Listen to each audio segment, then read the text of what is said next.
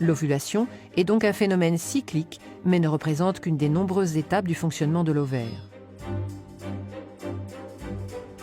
Au début d'un cycle, certains ovocytes se préparent à être expulsés. Ils sont contenus dans des follicules. La taille des follicules augmente pendant les 14 premiers jours du cycle. L'un d'eux devient plus imposant que les autres. C'est lui qui va libérer son ovocyte le 14e jour. Après l'ovulation, ce qui reste du follicule dans l'ovaire se transforme en corps jaune. Il se maintient pendant les 14 jours suivants, puis dégénère, et le cycle recommence. Pendant ce cycle ovarien, un autre organe change d'aspect, c'est l'utérus. Pendant les 5 premiers jours du cycle, sa muqueuse est évacuée. Ce sont les règles ou menstruations. Cette muqueuse se reconstitue durant les 9 jours suivants, période au cours de laquelle sa taille augmente.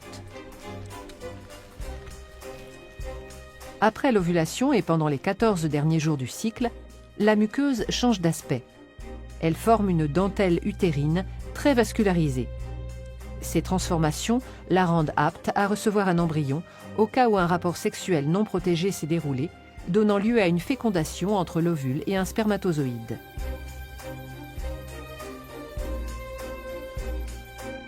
Les propriétés du col de l'utérus sont aussi synchronisées avec le cycle ovarien.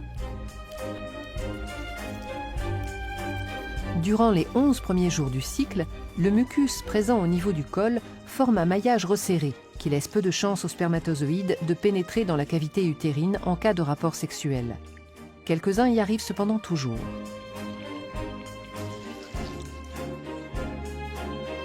Dans les quelques jours autour de l'ovulation, du 12e au 16e jour environ, ce maillage se relâche. On dit que le mucus, ou glaire cervicale, devient filant. Il laisse passer les spermatozoïdes beaucoup plus facilement. C'est le moment où une fécondation a le plus de chances de se produire et de donner lieu à une grossesse.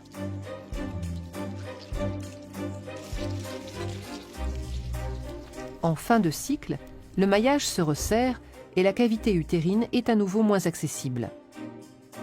Le synchronisme des cycles ovariens et utérins ne doit rien au hasard.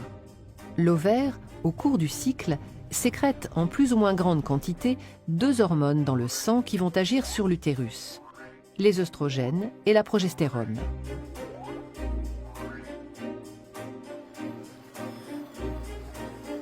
Au début du cycle, la concentration sanguine des 2 hormones est très faible. C'est ce qui cause les règles. Les œstrogènes sont surtout sécrétés pendant les 9 jours suivants. L'utérus réagit alors en régénérant sa muqueuse. Avant le 11e jour, la concentration limitée en œstrogènes agit sur le col de l'utérus en induisant un maillage resserré. Après le 11e jour, la concentration en œstrogènes atteint un seuil qui entraîne le relâchement du maillage de la glaire. Elle devient filante. Après l'ovulation, 14e jour, c'est surtout la progestérone qui est sécrétée. Cette hormone induit les transformations de la muqueuse.